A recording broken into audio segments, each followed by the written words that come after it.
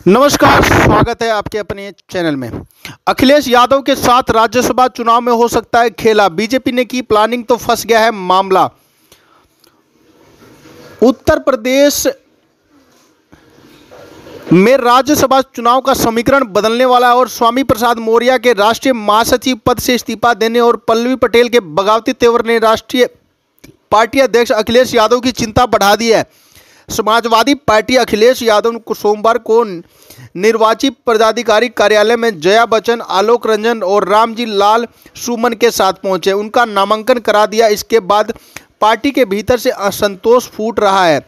Party की ओर से पहले उम्मीदवारों की घोषणा नहीं की गई थी। इसका कारण यह भी माना जा रहा है कि अखिलेश यादव की ओर से पहले भारतीय जनता पार्टी की तरह कैंडिडेट घोषणा तो की जाती तो इसको लेकर असंतोष गहरा सकता था।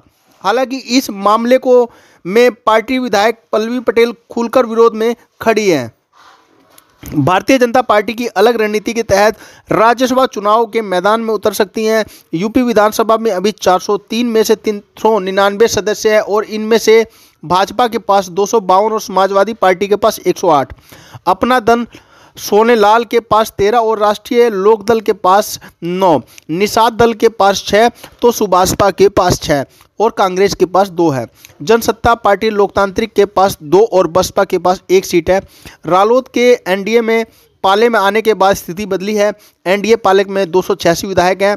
वहीं भाजपा को जनसत्ता पार्टी लोकतांत्रिक का समर्थन मिल सकता है और भाजपा ने 7 उम्मीदवार की घोषणा पहले ही कर दी है। उन्हें आसानी से जिताने में पार्टी संभल हो जाएगी।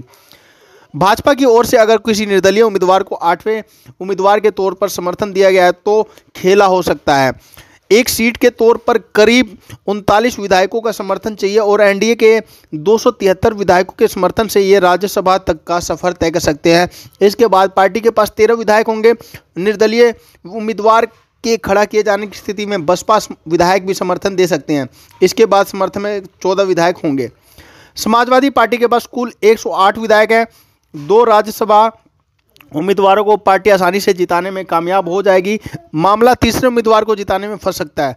78 विधायकों के पास पार्टी के पास 30 विधायक बच रहेंगे। ऐसे में पार्टी को 9 और विधायकों का जुगाड़ करना होगा, लेकिन पल्लवी पटेल की नाराजगी उभारने के बाद पार्टी के अन्य विधायकों को जोड़े रखने की चुनौती अखिलेश के समक्ष बढ़ गई है।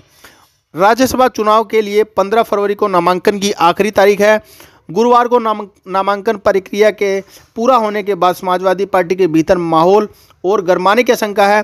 दरअसल सपा के टिकट पर सुभाषपा, रालोद और अपना दल के नेताओं के जीतकर विधानसभा पहुंचने का दावा किया जाता रहा है और माना जाता रहा है कि भले ही वे सपा के टिकट पर चुनाव जीते हैं, लेकिन वे अपने दल के प्रति अभी भी उनकी प्रतिबद्धता दिखाई दे रही है। ऐसे में अगर वोटिंग की नौबत आती है तो पार्टी लाइन से हटकर क्रॉस वोटिंग का संकट समाजवादी पार्टी की ओर मुसीबत बढ़ा सकता है।